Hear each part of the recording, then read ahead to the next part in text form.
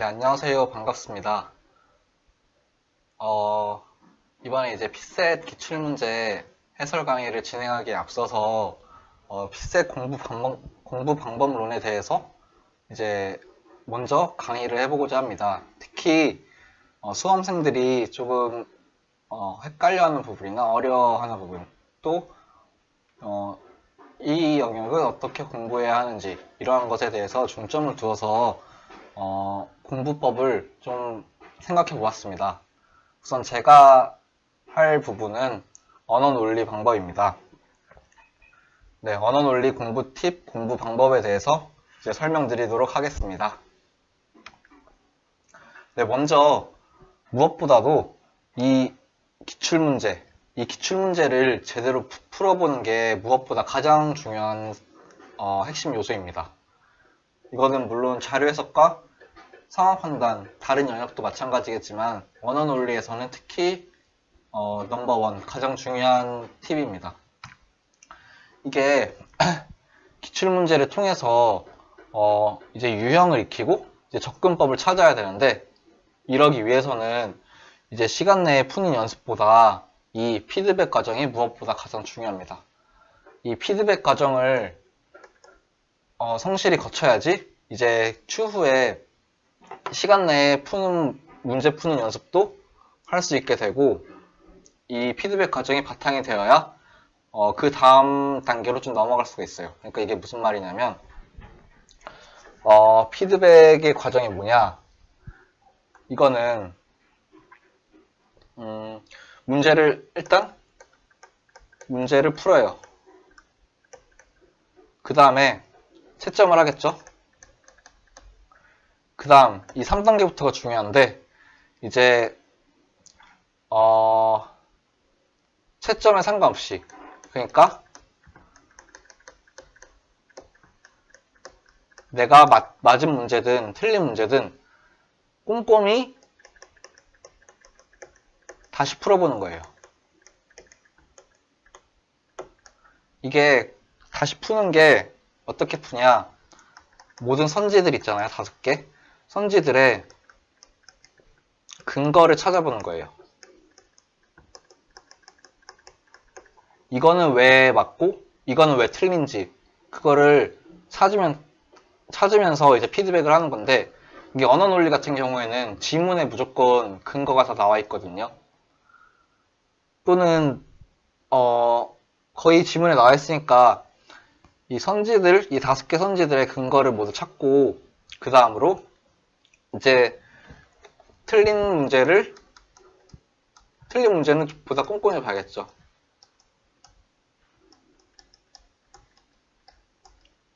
이 틀린 문제는 내가 왜 틀렸는지, 또 실수를 한 게 있는지, 다음에 맞힐 수 있는지, 이런 것들을 생각하면서 풀어봐야 돼요. 그래서 특히 이제 실수한 부분 같은 경우에는 따로 노트나 아니면 개인만의 어떤 메모장 이런 데에 다들 이제 차곡차곡 적어놔가지고 이러한 실수들을 하나씩 없애도록, 정복해 가도록 이렇게 계속 노력하는 게 중요해요. 그래서 첫 번째로 이제 기출문제를 제대로 풀어보는 것이 중요하다. 이렇게 문제를 풀고 채점을 하고 이렇게 꼼꼼히 다시 풀면서 피드백을 하는 거죠. 이게 피드백 과정. 그러면 이런 과정을 거치게 되면 자연스럽게 이 출제자의 의도를 유추할 수가 있어요. 출제자가 여기에 함정을 파놨구나, 또는 이거를 물어보고자 이러한 문제를 냈구나, 이러한 의도를 파악할 수가 있거든요. 근데 이렇게 파악을 할 수 있으면 나중에 이제 비슷한 문제를 가면 이거는 이걸 묻는 문제겠지, 이렇게 생각을 할 수 있게 되고, 그러면 보다 문제 푸는 속도도 빨라지고 좀 더 효율적으로 문제를 풀 수 있게 되죠. 그리고 또 이렇게 기본기를 다지는데, 이 기본기가 뭐냐면 이 출제자의 의도와 약간 일맥상통하는 부분인데, 이제 어떤 문제가 나오면 그 유형에 따라서 어떻게 접근을 해야겠다 또는 어떻게 풀어야겠다. 그러니까 이러한 능력 아니면 이러한 스킬 뭐 이런 것들을 자연스럽게 체득을 할 수가 있게 돼요.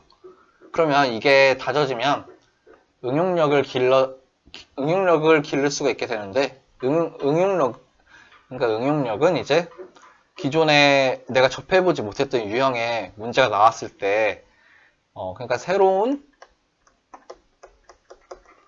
유형의 문제가 출제되었을 때 이제 기존에 풀어봤던 문제 거기서 다져진 이 기본기를 통해서 이걸 해결할 수가 있게 되거든요. 그러니까 이거는 기출문제를 통해서 기출문제 풀이, 기출문제 분석, 기출문제 피드백을 통해서 이러한 효과를 볼 수 있기 때문에 언어논리 공부에 있어서 기출문제는 진짜 아예 기본으로 깔고 들어가야 되는 가장 중요한 요소입니다. 네, 이제 다음으로 이제 언어논리는 크게 독해 파트와 이 논리 파트로 나눌 수 있어요. 이제 제가 무슨 말을 하는지 이해하실 수 있을 텐데 이 독해 파트는 이제 지문이 주어지고 이 지문에 대한 문제가 출제되는 유형이고 논리 파트는 이제 참 거짓을 가르는 문제나 아니면 어떠한 논증 또는 주장의 뭐 타당성을 평가하거나 이거를 반박하거나 강화 또는 약화하는 유형의 문제입니다. 그래서 이렇게 유형이 크게 두 가지로 나눌 수 있으니까 공부 방법 역시 영역별로 다르게 이제 적용을 해야 한다 이거입니다. 네, 그래서 이제 독해 유형은 크게 이제 이것도 세 가지로 나눌 수가 있는데 이 지문의 전반적인 내용을 묻는 유형과 이 지문의 세부적인 내용을 묻는 유형 그리고 지문의 내용을 토대로 응용 및 추론하는 유형으로 구분할 수가 있어요.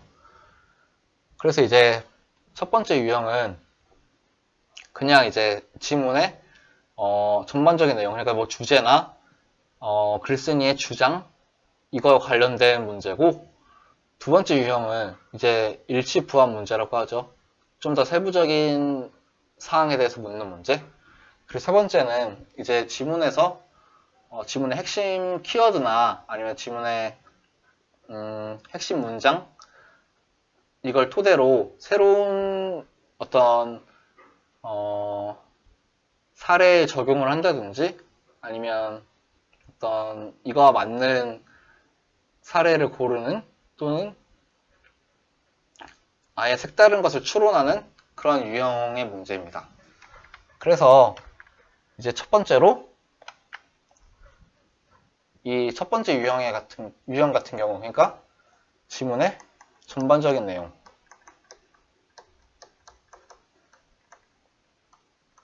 내용을 묻는 유형 같은 경우 이거는 진짜 상대적으로 난이도가 낮아요. 좀 쉬운 문제니까 이거는 반드시 맞춰야 하는 문제고 여기서 시간을 좀 절약을 해야 돼요.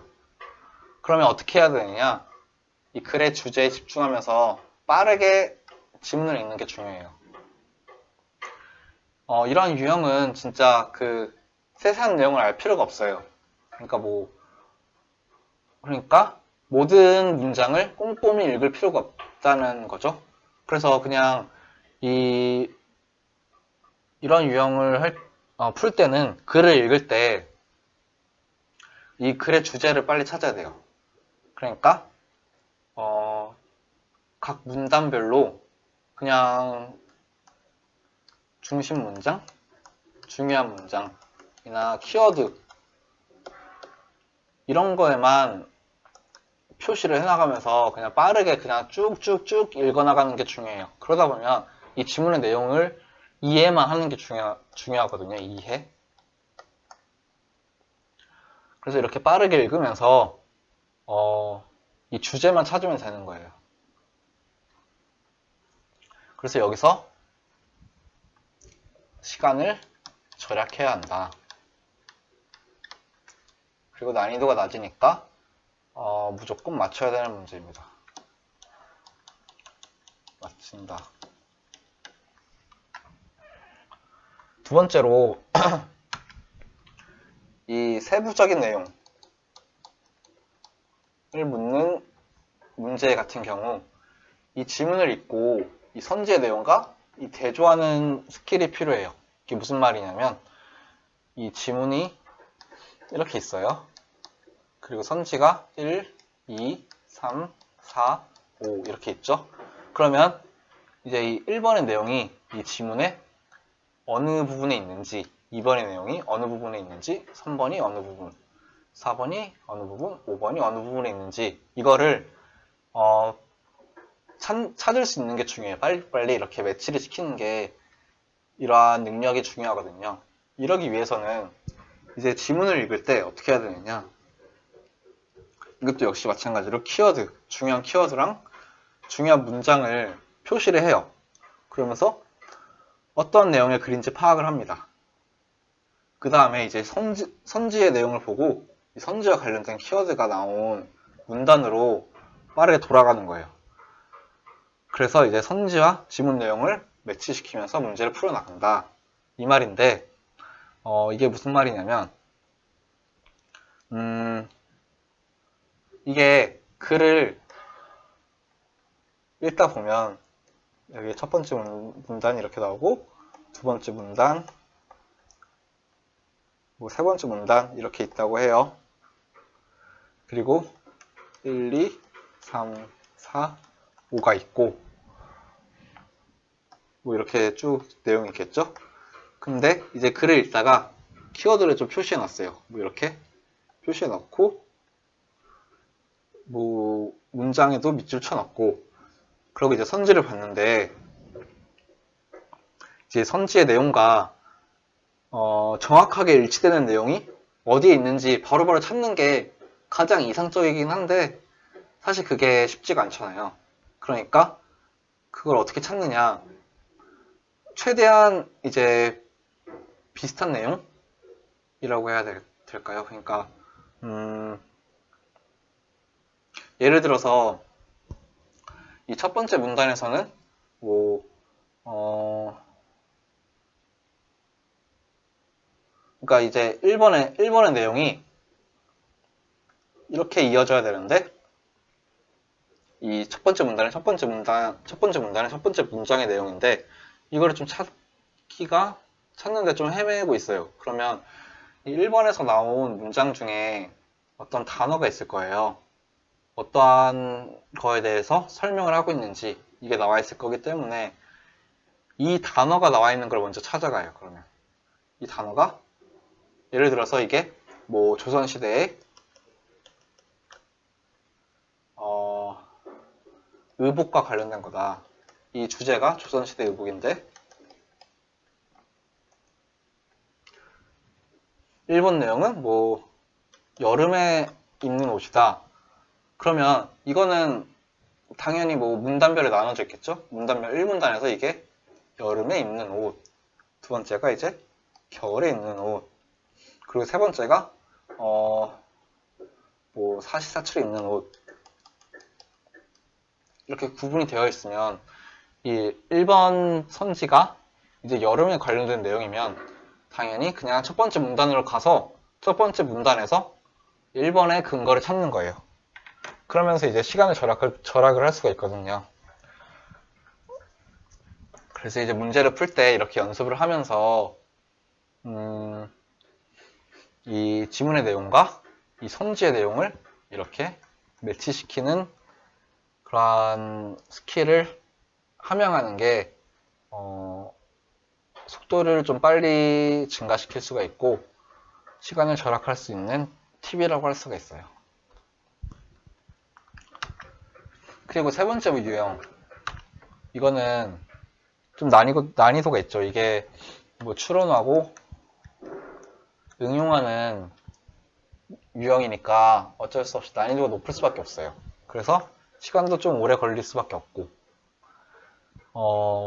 그래서 이런 유형의 예로는 이제 지문에서 어떠한 뭐 법칙, 그러니까 이게 뭐 과학 법칙이든 아니면 사회과학적 법칙이든 아니면 뭐 철학적 법칙이든 이런 거에 대해서 설명한 후에 이거를 실제 사례에 적용하는 문제, 이런 게 있을 수 있고, 철학적이나 윤리적 주장을 또 실생활에 적용하는 문제가 있을 수 있고, 또 복잡한 과학 법칙을 다른 상황에 적용하는 문제, 이런 것들이 있어요.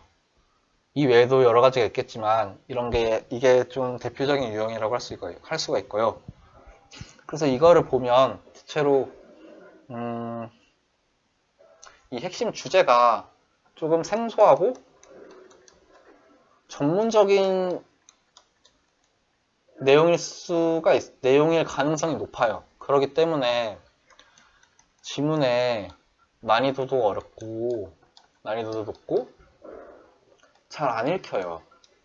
지문이 난이도가 높으니까, 또 내가 아는 내용이 아니니까. 이러다 보면 이럴 때는 이 지문의 모든 내용을 꼼꼼히 이해하려고 하기보다는 이 핵심 주제에만 조금 초점을 두어서 읽는 게 그나마 좀 효율적으로 문제를 풀 수 있는 방법인 것 같아요. 그러니까 이 문제와 관련된 핵심 내용을 정확히 파악하는 것이 가장 중요합니다. 그러니까 그게 이제 문제에서 예를 들어서 이 지문에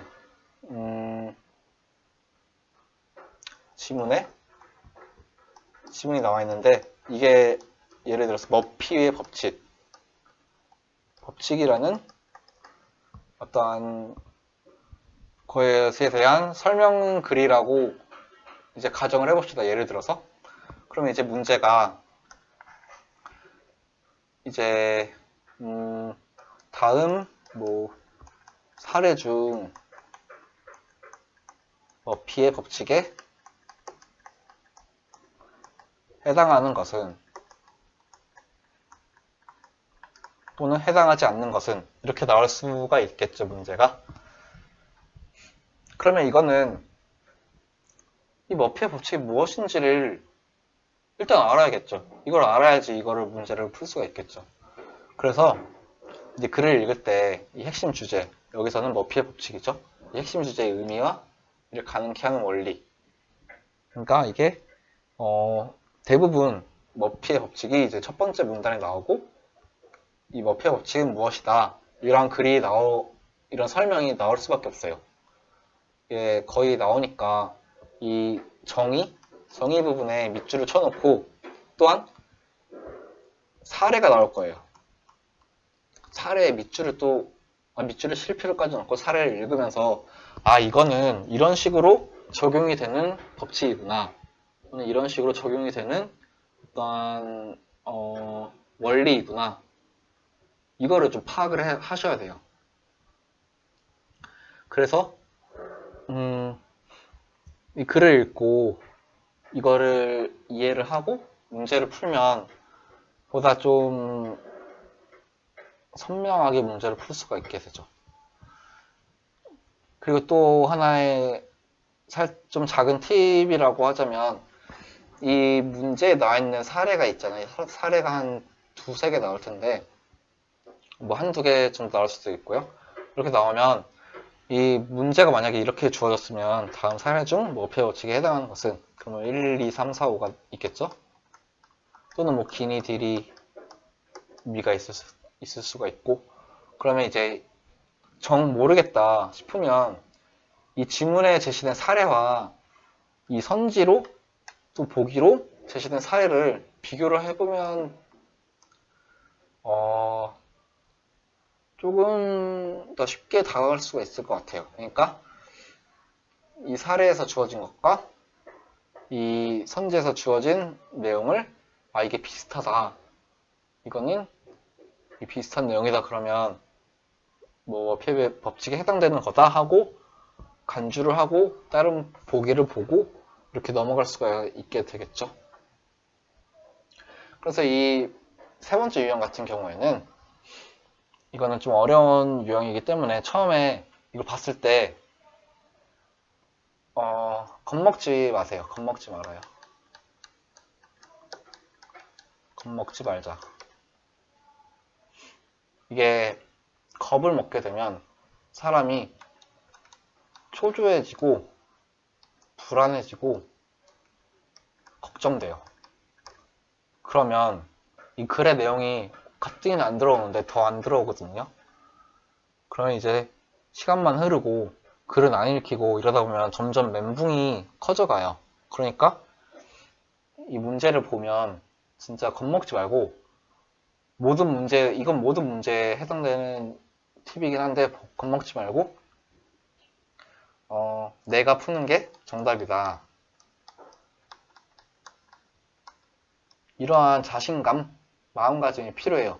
근데 이러한 마음가짐을 갖기 위해서는 어떻게 해야 되느냐? 평소에 이렇게 문제를 풀면서, 이런 식으로 문제를 풀면서 문제를 하나하나 맞춰나가는 그런 경험이 있어야겠죠. 그래서 이제 평소에 연습을 하는 게 중요한 겁니다. 네. 이렇게 이제 독해 파트의 공부법 또는 독해 파트 문제 풀이법에 대해서는 끝났고, 다음으로 이제 논리 문제에 관해서 설명을 할게요. 이 논리 파트의 경우 이제 아무것도 모를 때, 처음 풀어볼 때는 이게 좀 어렵고 시간도 오래 걸려요.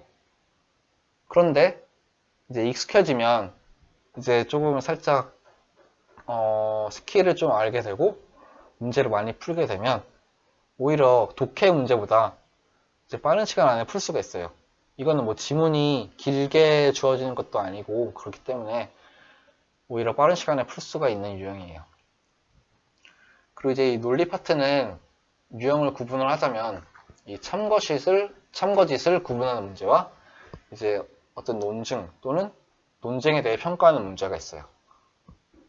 이 논증 같은 경우에는 어떤 한 사람의 주장이고, 이제 논쟁 같은 경우에는 두 사람 또는 그 이상의 사람들 간의 이제 주장, 논쟁에 대해서 이제 평가하는 문제겠죠. 그래서 이제 먼저 참거짓을 파악하는 문제, 참거짓을 구분하는 문제의 경우 이 기초적인 논리학 지식이 반드시 필요해요. 이게 이런 것들에는 어떤 것들이 있느냐, 그러니까 이제 명제를 기호화하는 법, 이게 가장 기본이 되겠죠. 그러니까 예를 들어서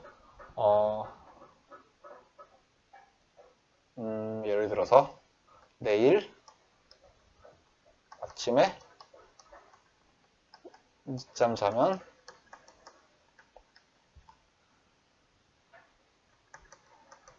아침을 못 먹는다. 이러한 명제가 있으면 이거를 늦잠이면 아침을 못 먹는다. 이런 식으로 기호화를 하는 방법을 알아야겠죠. 이거는 크게 어렵지가 않으니까 몇 번 해보다 보면 쉽게 습득을 할 수가 있어요. 그리고 기본적인 논리학 법칙을 공부를 해야 되는데, 이것도 이제 약간 기초적인 수준의 논리학 법칙만 알면 돼요. 그러니까 뭐 A는 B고 B는 C이면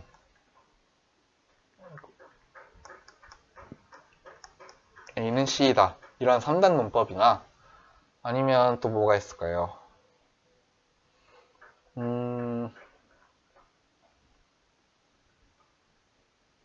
벤 다이어그램을 그려서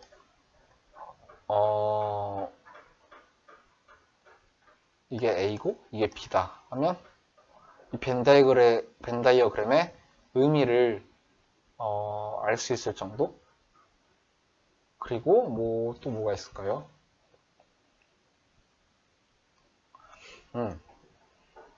A는 B라면 not B는 not A다. 그러니까 이 대우. 그러니까 어떤 명제가 참이면 이게 참이면 이 대우도 참이다. 이러한 것들이나 이러한 것들만 그러니까 이렇게 조금 극히 기초적인 것들만 알면 이 행시 피셋 논리 문제 같은 경우에는 풀 수가 있거든요. 대부분. 그래서 이거는 어떤 그냥 학원 강의나 아니면 시중에 나와 있는 교재, 논리학 교재들이 많거든요.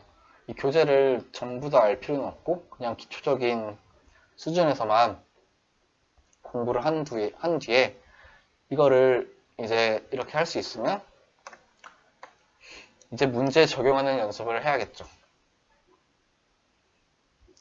그래서 이제 문제에 나와 있는 이 명제를 이렇게 바꾸고 또 이걸 통해서 참거짓을 구분하고 이런 연습을 반드시 해야 합니다.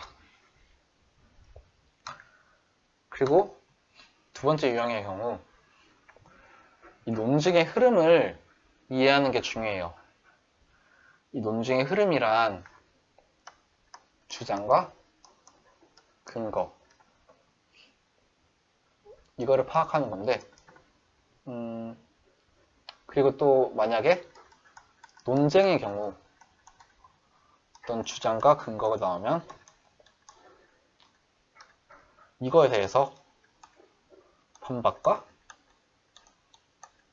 주장과 근거가 또 나오겠죠? 그러면 또 이거에 대해서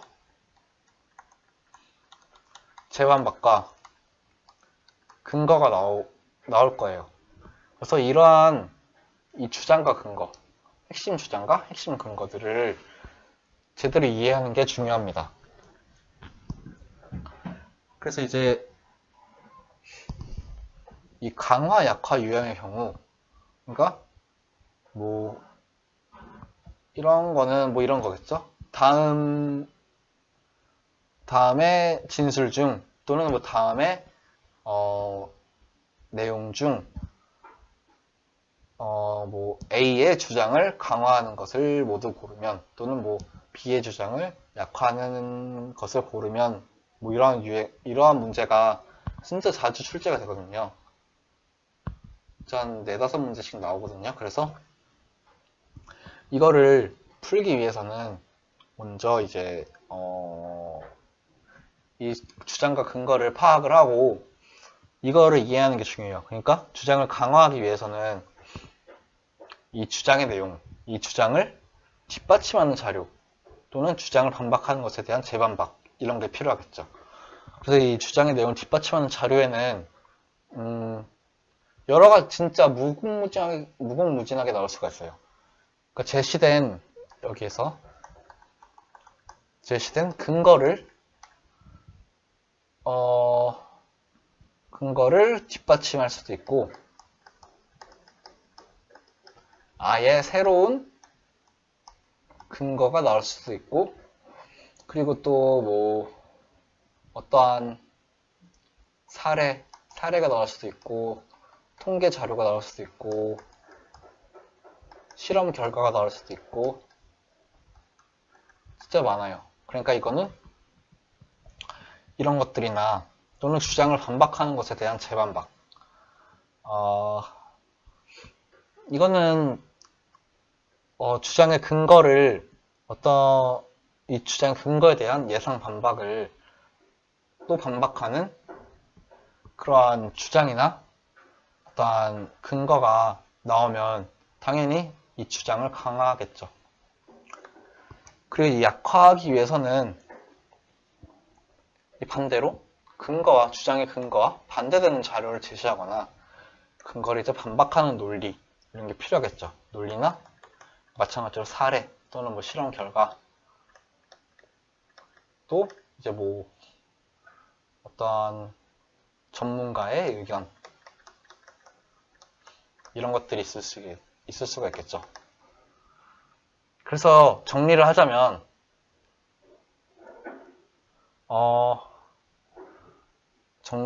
이제 주장이 있어요. 근거가 있겠죠. 근거가 뭐 1, 2, 3 여러 개가 나올 수가 있겠죠. 그래서 강화의 경우 이런 주장과 근거와 같은 입장이면 강화고 약화는 다른 입장이면 약하다. 이렇게 이해를 하면 문제 푸는데 좀 지장은 없을 거예요. 따라서 이 문제를 풀 때 가장 중요한 것은 주장과 근거를 명확히 제대로 파악하는 것이 중요하다.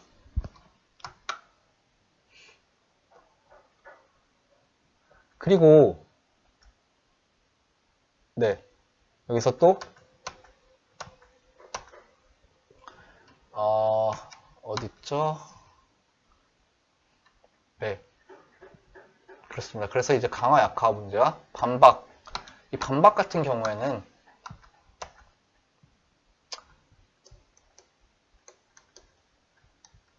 반박하는 유형은 뭐 마찬가지겠죠. 이 약화하는 것과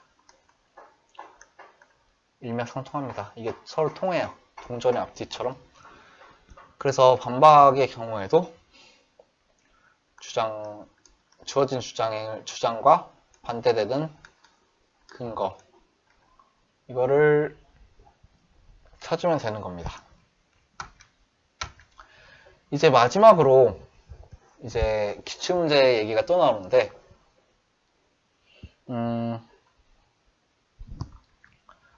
죄송합니다. 아까 독해 유형도 마찬가지고 논리 유형도 마찬가지인데, 기출문제 분석을 통해서 문제 유형을 파악하고 문제에 익숙해지는 게 필요합니다.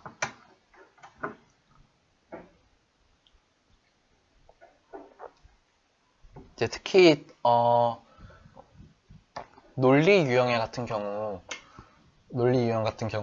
이 문제 유형이 크게 다르지가 않아요.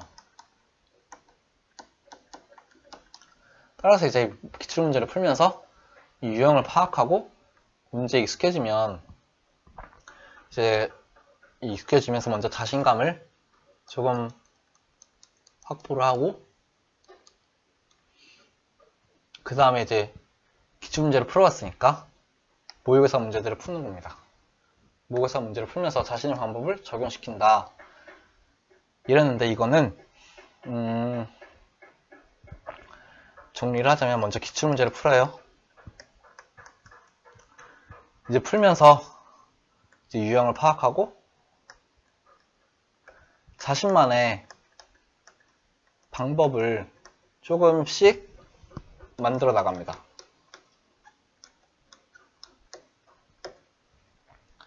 그 다음에 이제 기출문제를 풀었으니까 모의고사 문제를 풉니다. 여기에 이 첫 번째 단계에서 만들었던 이 방법을 적용시키는 거예요. 근데 이게 모의고사 문제가 기출문제가 아니다 보니까 이걸 적용하는 데 있어서 조금 한계가 있을 수도 있고 완전히 100% 딱 맞지도 않을 수가 있어요. 그러면서 이걸 적용해 가면서 연습을 하는 게 중요한 게, 결국에는 기출문제를 풀 거잖아요. 따라서 이 문제를 풀면서 두 번째 단계에서 모의고사 문제를 풀면서 이 자신의 방법을 적용한 다음에 또 이제 기출문제를 반복해서 풀면서 이 방법을 계속 적용해 나가고, 수정할 건 수정하고, 이렇게 하면서 계속 다듬어 나가는 과정이 필요합니다. 그래서 이제 처음에 기초를 다지고 반복적인 문제풀이를 통해서 자신만의 접근 방식을 형성해야 한다. 이게 결론입니다. 그래서 이제 정리를 하자면, 처음부터 볼게요. 가장 먼저 기출문제를 제대로 풀어보자. 이 제대로 풀어보는 것은 이제 시간 내에 풀고 땡 하는 게 아니고 이렇게 피드백을 하자. 이게 가장 중요한 팁이고요. 두 번째로 독해 파트와 논리 파트로 나눌 수가 있다. 그래서 이제 방법도 영역별로 다르게 적용해 나가자. 이거였습니다. 세 번째로 독해 파트에서 지문의 전반적인 내용을 묻는 문제는 이제 빠르게 지문을 읽으면서 시간을 절약해 나가고 문제도 무조건 맞히자. 그리고 두 번째 유형 같은 경우에는 이 세부적인 내용을 묻는 문제는 이제 지문을 읽고 이 선지의 내용과 대조를 하는 스킬을 갖고 있어야 한다. 그래서 이제 문단별로 키워드나 중요한 문장을 표시해 나가자. 그래서 이제 빠르게 비교하는 게 중요하다. 이러한 내용이었고요. 그 다음으로 이 추론하거나 응용하는 유형의 독해 문제는 이제 핵심 내용을 정확히 파악하는 것이 중요하다. 그래서 이제 글을 읽을 때 이제 핵심 주제, 어떤 법칙이나 뭐 이런 것들의 의미를 밑줄 치고 또는 이 메모를 해가면서 읽는 게 중요하다. 그리고 어려운 유형이라고 해서 겁먹지 말자. 이런 얘기를 했었습니다. 다음으로 논리 유형 같은 경우에는 기초적인 논리학 지식이 필요하다. 그래서 이거를 먼저 공부를 한 뒤에 문제에 적용하는 연습을 하자. 그리고 논증을 평가하는 유형의 문제 같은 경우 논증의 흐름, 그러니까 주장과 근거, 이걸 명확히 파악을 하자. 이게 가장 핵심이었습니다. 그리고 마지막으로 기출문제 분석을 하고 모의고사 문제를 풀면서 자신만의 방법을 적용시켜 나가자. 이러한 내용이었습니다. 네, 이것으로 이제 언어논리의 공부법 또는 이제 문제풀이법에 관해서 설명을 드렸습니다. 그래서 언어논리가 어떻게 보면 좀 다른 유형에 비해서, 그러니까 다른 영역에 비해서, 자료 해석이나 상황 판단에 비해서 좀 무난하게 느껴질 수도 있어요. 조금 딱히 공부를 안 해도 어느 정도 점수는 나올 수 있는 그런 영역이라고 생각을 할 수가 있는데, 그래도 언어 논리도 꾸준히 해나가면 점수가 반드시 오르거든요. 이게 다른 유형처럼 드라마틱하게 오르지는 않을 겁니다. 그렇지만 꾸준히 하다 보면 점진적으로 점수는 오를 것이기 때문에, 또한 이 언어 논리에서, 그리고 언어 논리가 1교시잖아요.